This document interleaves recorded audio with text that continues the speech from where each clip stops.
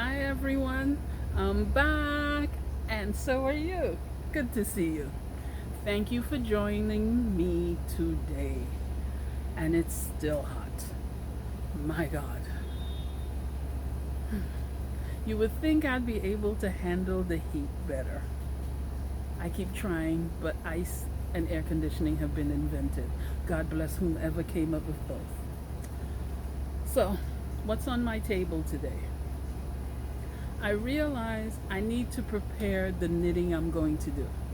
I'm one of those personalities, I'm all over the place. If it hits me, hats hit me today, it's hats I'm working on. If socks hit me, but I have a lot of stuff. What's in front of me right now? Let's talk about that. I have a pile of paper here. I wish I could figure out how to show it to you. How does that work? Oh, is that? I don't think that. Oop, forgive me. See the depth. You can only see one, but I've got a big pile of paper here. Okay. Sorry about the camera jiggling. I moved it, so I was trying to show it to you. One day I'll figure out how to do that. What's going on here is that I have all these patterns. Now, patterns from where? You think I just go on the internet and be printing? Not really. What this is, let's start with the first pattern that's here, and that is the Euclid sock. It's a free pattern on Ravelry that I've loved for years, and I have started it several times. There's stories between my start. I once started it out of cream undyed yarn because I thought it would show the ridges on the sock better than anything else. I I did it, and I was like, this is boring. I don't want no, I don't want socks that are just that one color. So I pulled it out again, and this time I used one of my 1,000 colors per square inch, and you couldn't see the ridges anymore. All you saw were the colors. I was like, no. Then I picked some colors at random. Forgive the noise.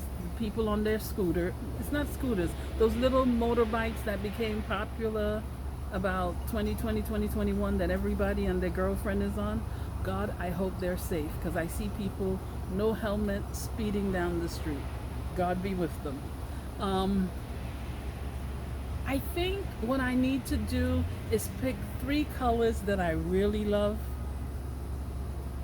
Yeah, why 3? Or maybe I should collect all the bits and bobs that I have of all the different colors but I'm not sure that's going to work. Let me tell you what my thinking is. The beauty of this sock, yes, it's a different way of constructing a sock and you learning while you're knitting. Great.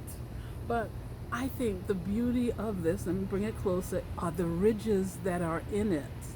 And I'm not sure what kind of sock yarn would highlight the ridges. Because I've seen, and believe me, I have a thing on my tablet.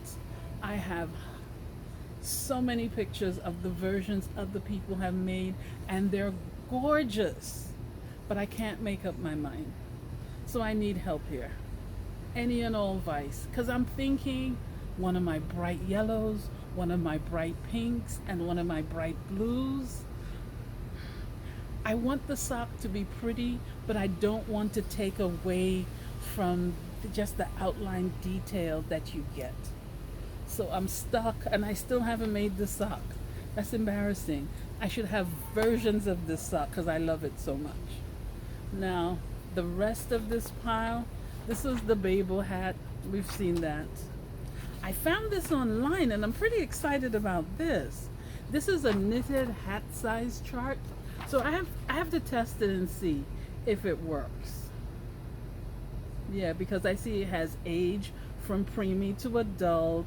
It has head circumference, and then it has the actual hat circumference, so that the hat is an inch or two less than your actual head circumference, and the various lengths. Because in this family we're good. I don't think we have any Diophilos heads. You know, those people with those big long hair. We don't have those. We have people with a bush on their head. They have so much hair. Okay, which reminds me, I have, I know a knitter who's been going on and on and on and on about the Ross hat.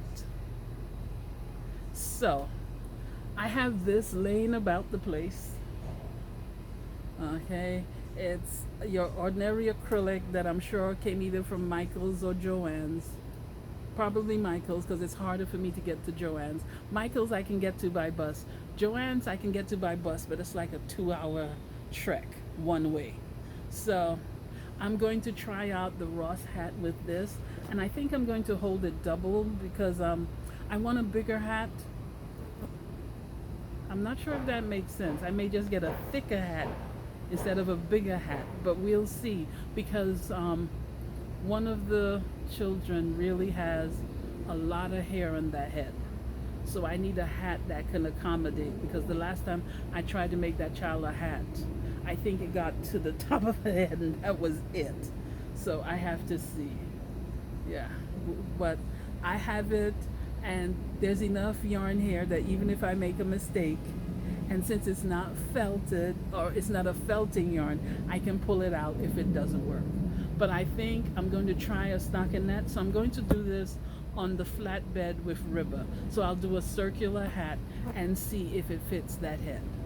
Because I also think there's another child, but there's a him. He has a substantial head. We'll see. Because I know this color will not work for him. But as a sample to make sure I get the right head circumference and the right length. So by the time I use the good yarn or the yarn they like, because I'm learning, just because I think it's good yarn doesn't mean they do. Finding the yarn that they like and making it for them is really important because they're the ones who are going to be wearing it, not me. At that point, my opinion does not count, okay? And they seem to like plain hats because a family member went out last winter and bought hats for princes and princesses left, right, and center. And the hats they liked were the plain stockinette ones. You would think the cables and the texture, no, they turned up their nose. But then that was last year. And who knows, between those who are becoming teenagers, who are teenagers, and who will soon not be teenagers, God only knows. I swear, if you can survive a young person's teenage years, you deserve a bonus. Seriously. Because those minds, they're in a different place. But with a sense of humor and maybe a good margarita, you can get through it. And of course, for those, prayers. Okay, so that's that. Now, getting back to this. In this pile, yeah, that's a better way to show it. I have patterns from some of the Vogue Knitting Live classes that I have taken. So I have to go in here and pull them out. And I've made a promise to myself that I hope I don't have to break, that I've taken several of their classes since 2020. That but the promise that until I make at least one thing from one of the classes, no more Vogue Knitting Live classes. Because I'm sitting and I'm taking these classes and I haven't done a single thing. Not a scarf, not a sweater, nothing. I like Rusamini, and I took a class by Alexis Bird, and she did such a fabulous job. But I must say, the classes I've taken at Vogue Knitting Live, they have been fabulous. And of course, they're fabulous. They're the classes I chose. It's not like somebody else chose them for me. But I have not made anything. I haven't done any with the flatbed classes I've taken. I've taken classes by Bill King, and he's excellent. And in one of his classes, I had to turn off the camera because I was laughing so hard. He was showing brioche on the knitting machine. I didn't know I had done brioche on the knitting machine before. The only difference was his was intentional, mine was accidental. For the flatbed knitting machine users or makers, when you put the pattern card in and you put it on that first little tab, where the card will not move. If you put in two colors, because it's a stock not stockinette Fair Isle pattern, you put in two colors and you forget to move that little knob into work, you will end up with columns. One column will be one color, the next column another color, and you'll have a whole fabric of different columns in two different colors. And that's brioche. I didn't know it was brioche.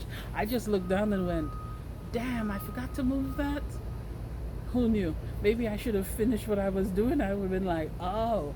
But Mr. King does an excellent job because he starts moving needles all over the bed. That drives me crazy, so I don't do it. That's why when people say to me, but you have all these knitting machines, why do you do work by hand? Because when it comes to doing a toe on a sock or the top of a hat, I do not like moving needles all over the knitting machine. It annoys the hell out of me. Because let's say I've got 50 stitches, and usually I have many more. In order to decrease all across the row, I'm moving literally 49 stitches. No, I don't want to do that. And yes, I can use the, the garter bar. But the garter bar, when I'm sitting and working, I'm here, the garter bar is there. It's just too much. But as I said, I need to divide because I'm seeing here a class I took, Vogue Knitting Live. I need to make a pile. And I think, yep, I need to do a pile of the Vogue Knitting Live classes. I need to do a pile for the circular sock machines. And what else do I have here? Oh, I belong to the San Diego Machine Knitters Guild. It's the best $35 I have ever spent. I think it's $35. I think it is. But I'm sure if you go on their webpage, you will find out. They have the most awesome demonstrators of things on the knitting machine.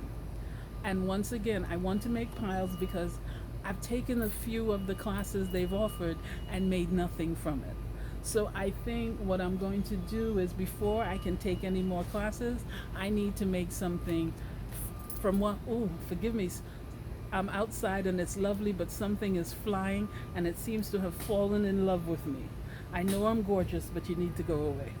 And I need to, because, yeah. So I'm going to have quite a few. Oh, this I'm really excited about. This was definitely a Vogue knitting class. This was Knit a Whole Lot of Fun. And this was by Lucy Neat by. I'm saying Neat by, it could be Knit B. Forgive me, it's not my intention to mispronounce the name. But I love what she has here. And that is this. Okay. Now, I'm going to have to, maybe on a rainy day or a snowy day, I will sit down, or maybe I'll go to a public library with yarn and needles and sit down and actually do this, because I think this is gorgeous. And looking at it, I have a vague recollection of taking a machine knitting seminar where they did this. I have no idea where the notes for that are, but I bet you I can figure it out.